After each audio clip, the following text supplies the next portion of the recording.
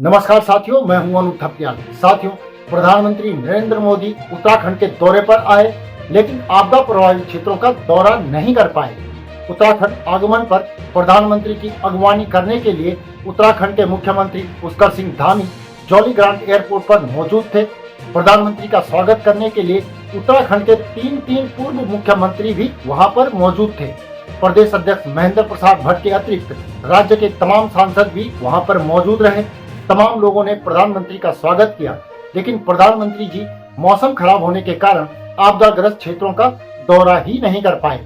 मौसम के चलते पहले ही राज्य सरकार ने और प्राइम मिनिस्टर ऑफिस ने यह व्यवस्था की हुई थी कि अगर प्रधानमंत्री धराली और थराली नहीं पहुंच पाते हैं तो आपदा पीड़ितों से वह जौलीग्रांट एयरपोर्ट पर ही मुलाकात कर सकते हैं, जहां पर कि आपदा प्रभावित लोग पहले से ही मौजूद थे। और वहीं पर प्रधानमंत्री ने आपदा पीड़ितों से मुलाकात कर उनकी समस्याओं को सुना और समझा। साथ ही आपदा को संभालने के लिए एनडीआरएफ और एसडीआरएफ के जवानों से भी उन्होंने सीधी सीधी बातें की। इस दौरान वहां पर सरकारी अधिकारियों के अतिरिक्त मुख्यमंत्री पुष्कर सिंह धामी और पूर्व मुख्यमंत्री और सांसद महोदय भी मौजूद रहे। एक प्रेजेंटेशन के जरिए प्रधानमंत्री नरेंद्र मोदी को बताया गया कि राज्य में हालात क्या कुछ हैं, और राज्य सरकार ने यह भी बताया कि इन हालातों से निपटने के लिए, आपदा से निपटने के लिए उन्होंने क्या कुछ काम वहां पर किया है। हालांकि प्रधानमंत्री जी को यह सारी जानकारियां पहले ही उपलब्ध करा दी गई थी।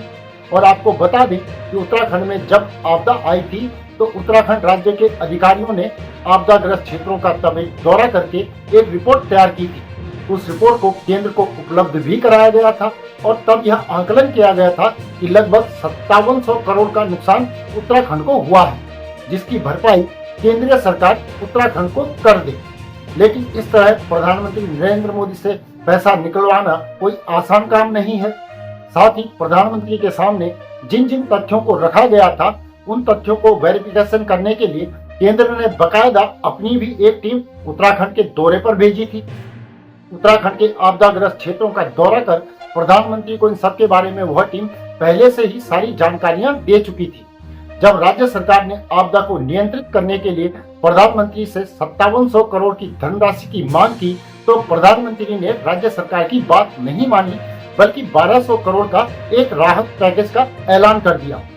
कहां 5700 करोड़ और कहां 1200 करोड़, यानी कि उत्तराखंड को डिमांड का सिर्फ 5वां हिस्सा ही मिल पाया है।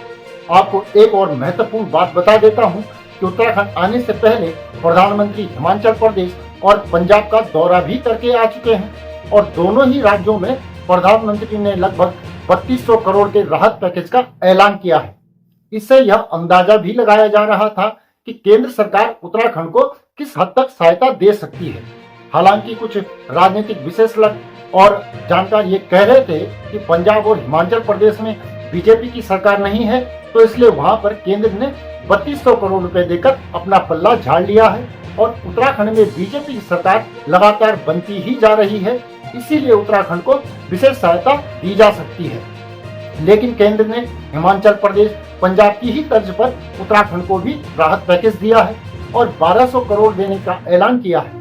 आपदा में जिनकी जानें चली गई हैं, उनके परिजनों को 2 लाख, घायलों को 50,000 तक का मुआवजा दिया जाएगा, और जिन लोगों के आवास और दुकानें आपदा में बर्बाद हुई हैं, टूट गए हैं, उनका निर्माण प्रधानमंत्री आवास योजना के अंतर्गत किया जा सकता है। ये सारी बातें जब प्रधानमंत्री उत्तराखंड आए तो अब चर्चा के केंद्र में है। उत्तराखंड को 1200 करोड़ का पैकेज दिया गया है, और 5700 करोड़ की जो मांग की गई थी, उस मांग का कोई फायदा उत्तराखंड को नहीं हुआ है। राज्य सरकार केंद्र से जो भी मांग करता है, केंद्र उसे वेरीफाई तो जरूर करता है, और उसके बाद ही वह अपना राहत पैकेज अनाउंस करता है। अब देखना यह है कि केंद्र द्वारा जो राहत का पैकेज उत्तराखंड के लिए अनाउंस किया गया है, यह आपदा या बाढ़ प्रभावितों को कब और कैसे मिलनी शुरू हो जाएगी। एक और बात महत्वपूर्ण है कि क्या इसके अलावा भी राज्य सरकार के पास कोई ऐसी योजना है जिसके अंतर्गत वो केंद्र से कुछ और मदद ले सकते हैं। इसके लिए थोड़ा सा इंतजार और करना पड़ेगा। साथियों, इस रिपोर्ट पर अपनी राय हमें कमेंट करके जरूर बताइएगा। इस वीडियो को लाइक और शेयर करिएगा, और हमारे चैनल को सब्सक्राइब अवश्य कर लीजिएगा। आप नीचे दिए गए नंबर या फिर QR कोड के जरिए हमारा आर्थिक सहयोग भी कर सकते हैं। अभी के लिए इतना ही। अगली वीडियो में जल्द ही पुनः मुलाकात होगी। तब तक के लिए नमस्कार।